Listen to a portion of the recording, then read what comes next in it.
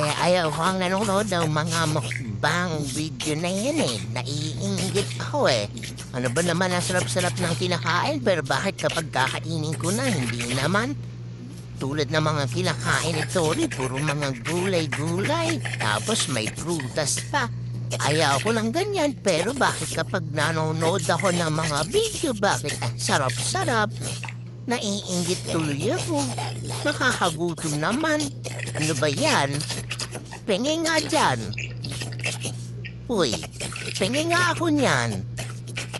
Ano yan? Gusto ko yan ah. Gusto ko yan. Yan, gusto ko din yan. Pengi nga ako niyan. Kakataka mo. Ay, inggit na ako. Nanay, bili tayo nun, nanay.